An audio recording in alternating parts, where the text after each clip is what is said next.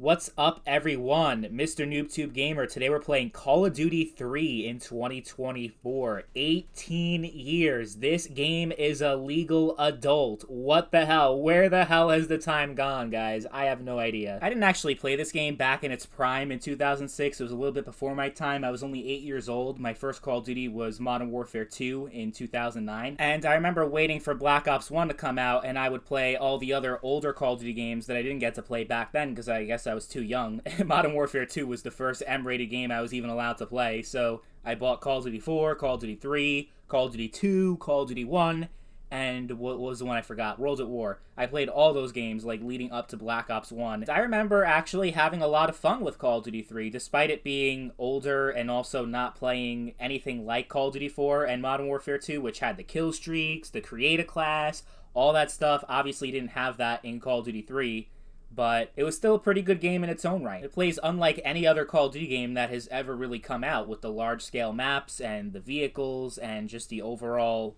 way that the game plays. It's Treyarch's first main Call of Duty game. They did work on Call of Duty 2 Big Red One, but this was their first main game in the COD series, and I think they did a pretty good job for their first game. The game was released for Xbox 360, which is the version I'm playing in this video, PS3, Wii, and PlayStation 2. It was a launch title for the Wii and PS3 back in 06.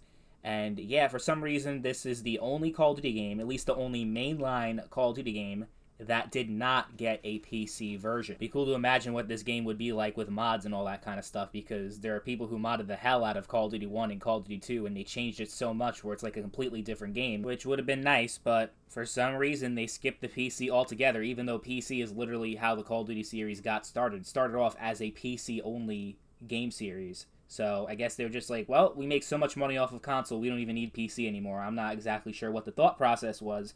But yeah, I would say of all the versions, Xbox 360 is your best option because of the backwards compatibility. So you can play it on modern Xbox consoles like the Series X and the Series S, and of course the Xbox One as well. You can play it on there. And that's probably also where you're going to find the most amount of players in 2024. The game doesn't have a lot of people playing. Surprisingly, there still are some people that play, and there used to be a lot of problems connecting to servers. Remember the last Call of Duty 3 video I made a few years ago?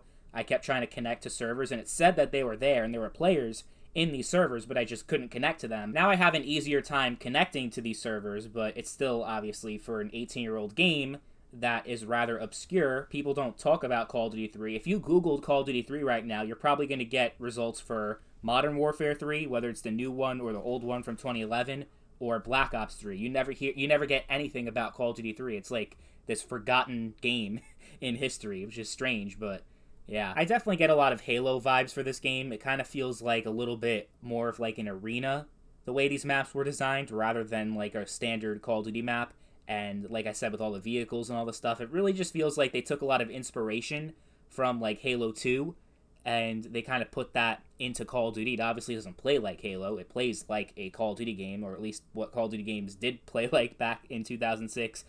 And I think it holds up about as well as you would expect for an early 7th gen, late 6th gen FPS game. The movement and the shooting can feel very clunky, even when compared to Call of Duty 4, which came out the next year. But I think it's still a worthwhile experience if you're a Call of Duty fan especially, and you want to complete your collection, you want to say that you've played every single Call of Duty multiplayer, then there you go. And plus the single-player campaign is pretty good too. You have a Canadian military story. How fucking unique is that? Like, you never hear about that in a World War II game or any game about the Canadian military, but they were heroes in their own right, and they contributed a lot to the war effort.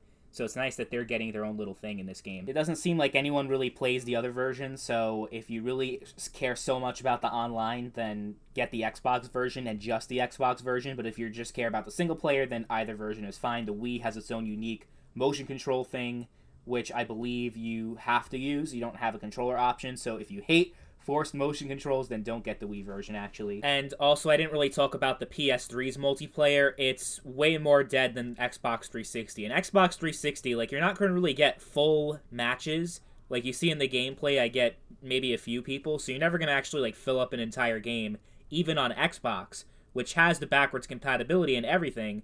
PS3, Yeah, you're never gonna find anyone. So if you care about multiplayer, don't bother with PS3 as well. Same thing goes for PS2. I think there are more people that play the game on PS2 than PS3. There's a stronger community for the PlayStation 2, although you're not gonna get matches every day. It's usually like an event thing, because there's a classic PS2 server on Discord that has a whole bunch of games that they play, but every week it's a different game, so they're not playing Call of Duty 3 very often. And original Xbox, I don't think anyone plays on there. So, yeah, multiplayer-wise, Xbox 360 or nothing.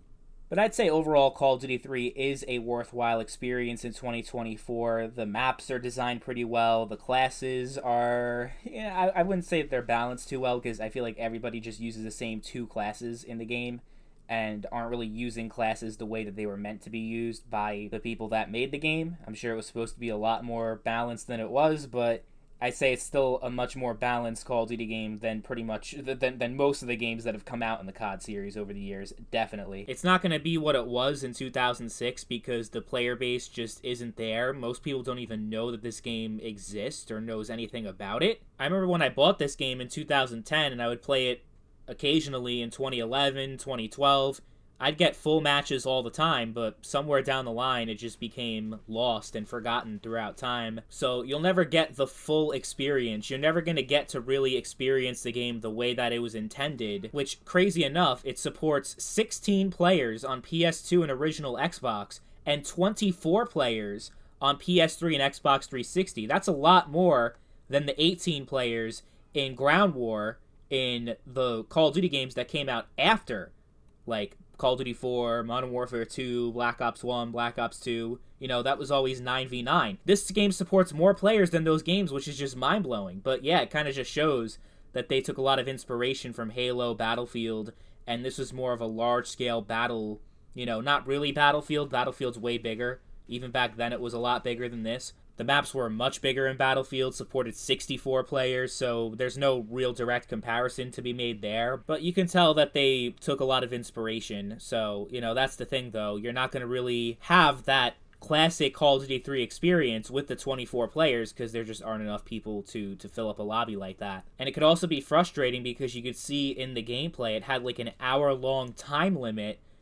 Like, when usually it's 10 minutes in the other Call of Duty games, this is an hour, so games can drag on and on and on and on and on, especially with Capture the Flag or something like that, which is what I'm playing here. I ended up eventually getting bored because no team was scoring, and I'm like, yeah, no, I'm out of here, peace out, and I just quit. So, yeah, it's not perfect. I'm not going to try to say, like, oh, the online is so amazing and it's this perfect experience. It certainly is not. But one thing I was hoping to accomplish in making this video is kind of getting the word out that there is still a community out there. Even if it's very small, there are still some people that play and you can get matches in 2024. So hopefully that gets more people interested. Maybe one day we can fill up 24 players. You know, it's not impossible. That's one thing that's in our hands. We can decide to make this game alive again and not let it die, not let it fade to obscurity. Because this is a damn good World War II shooter that deserved a lot more love and appreciation than it ended up getting.